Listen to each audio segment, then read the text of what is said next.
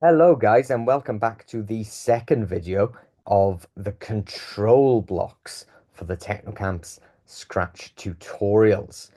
And now we're going to be looking at the second half of these control blocks.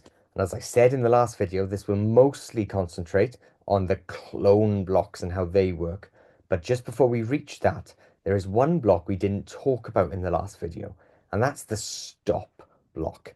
And the stop block is very, very useful, but it is slightly different to the other blocks we looked at in the last video. So, what does the stop do? I'm sure you can pretty much guess from the name of it. It stops your code. But why would you want that to happen? Well, let's have a look. I'm going to set up a little program. When I click the green flag, I'm going to wait, or I'm going to repeat until um, we're touching the mouse pointer, just like we did last time. What do I want to repeat until touching the mouse pointer? Maybe we change Scratch's color again. So we're going to change Scratch's color by 1 every time. And then once we touch the mouse pointer, I want to stop all code. And maybe at the same time, I'm going to have another set of code here that when the green flag is clicked forever, I want Scratch to um, change size by let's make it a bit more complicated. We'll change size either up or down 10 or up or down up to 10. So between -10 and 10. So Scratch will be changing size as we go. And also I want Scratch to be changing the costume as we go.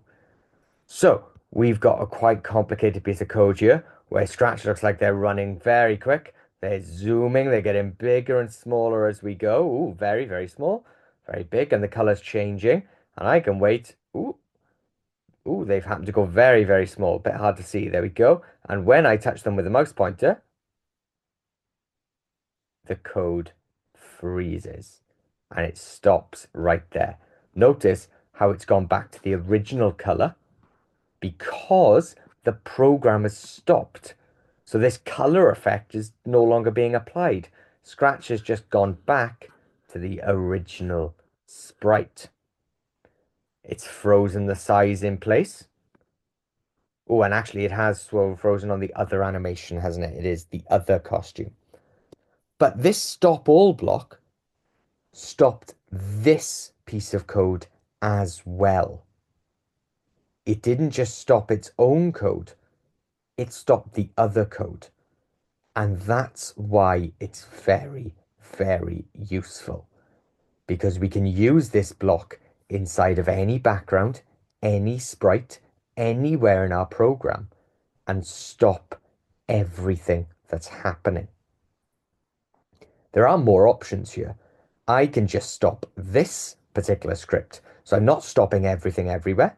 We run it again. Scratch is getting bigger and smaller. And now I can use it to decide on a color. There we go. I've stopped this script by touching Scratch. The rest of the code still runs. Scratch is getting bigger and smaller, running all over the place. But they're only purple now. See that again? Wait until I like a color. Um, Ooh, very, very small. Pink, back to orange. Maybe I'll go with green. There we go. And Scratch now is no longer changing color.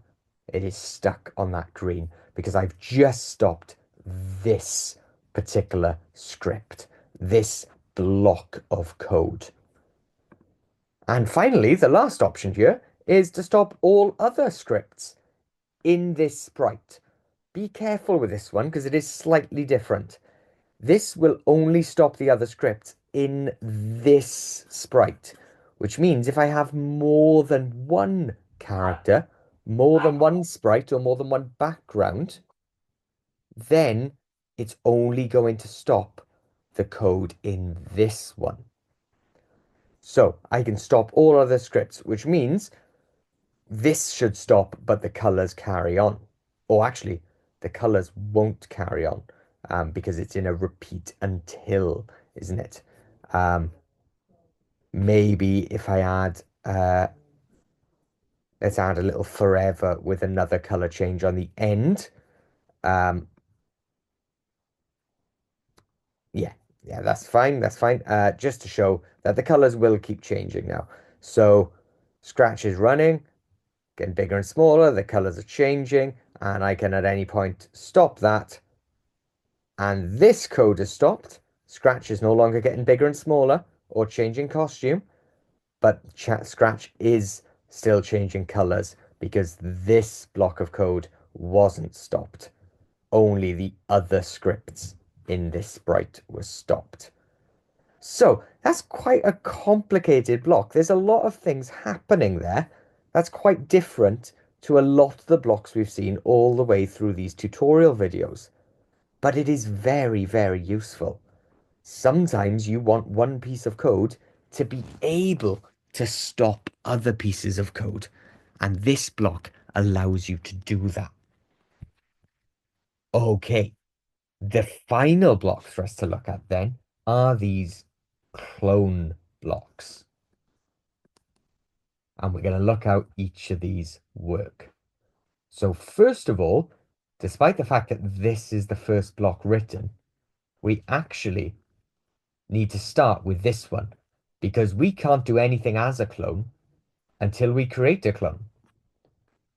So what I'm going to do is I'm going to say when the green flag is clicked, I want to start as a clone. Or rather, sorry, when the green flag is clicked, I want to create a clone. And then, just to see what happens here, I'm going to have the clone run off, will glide to a random position. And actually, what I should do is I will have the clone um, turn turn 90 degrees to the right. So the clone will be pointing down.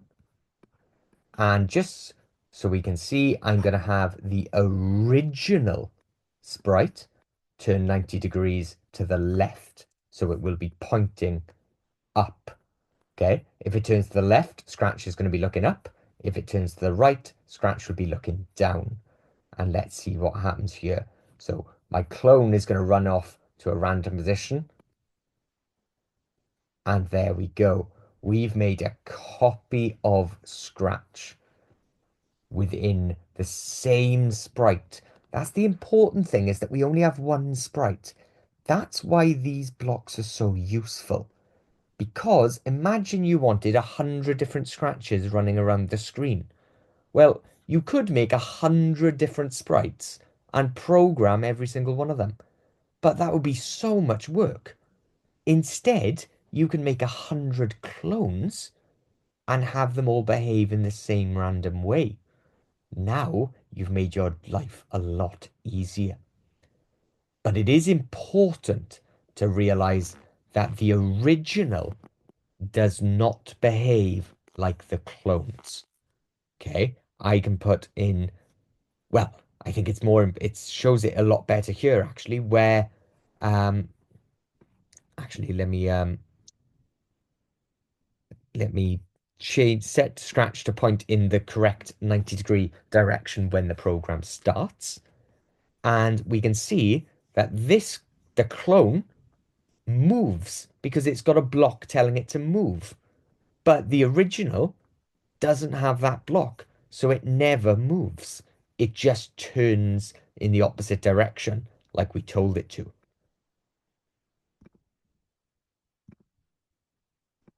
Okay, so clones behave different to the original.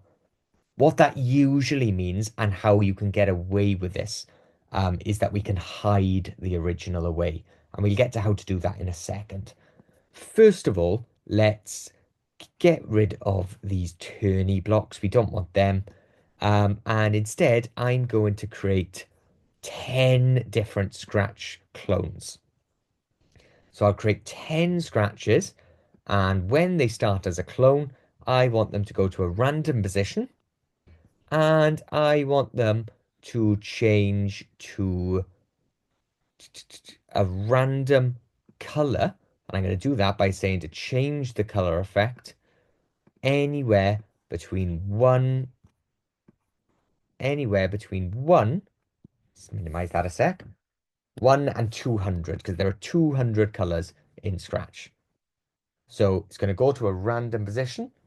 It's going to change its size. It's going to change its color. And then maybe what we have is we can say forever I want Scratch to, as we did in the last video, we'll go to the next costume, but we'll wait 0.1 seconds to make it look like Scratch is running. Okay, we'll get to this delete this clone in a second. Let's have a look at that working. So now if I click the green flag, there we go. We end up with 10 different Scratches, all, well, mostly in different colors. Some of them do look similar, but different colors, all running together. Remember, the original is not running because we have no code to tell the original how. So what we can do is we can copy this code and put it here, and we can have the original do the same code. But that's not very efficient, because if we do that, we've got twice as much code as we need.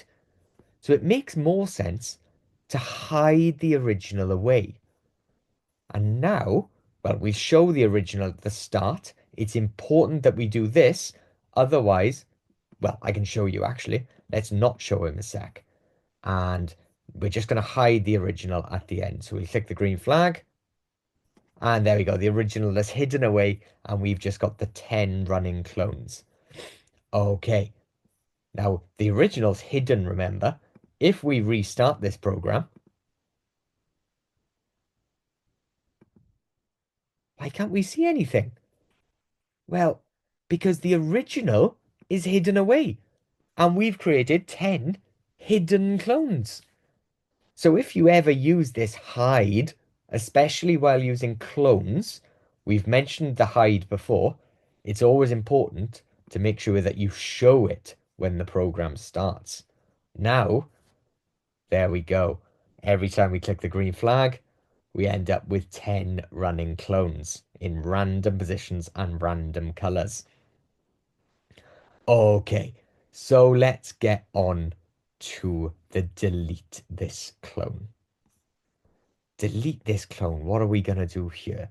Well, I'm going to say, instead of using this forever, I'm going to say repeat until. So this will repeat and repeat and repeat until some condition is true. What condition? Let's say when it touches the mouse. And once it touches the mouse, we'll delete the clone. So this now gives us a way to get rid of our clones. Let's try that again. Play the green flag. We got lots of clones. And when I touch them with the mouse, they disappear one by one. And there we go. That is the clone blocks. Very, very useful blocks. Very different to our other control blocks, but they allow us to make lots and lots of copies of the same sprite. And we can have them all behave slightly differently by using random effects. We can delete them whenever we want to, and we can hide the original away so that it doesn't affect our program. Okay, well, I hope everyone's found that enjoyable. These have been the control blocks in Scratch, and I'll see you all for the next video when we look properly through sensing. Thanks, guys.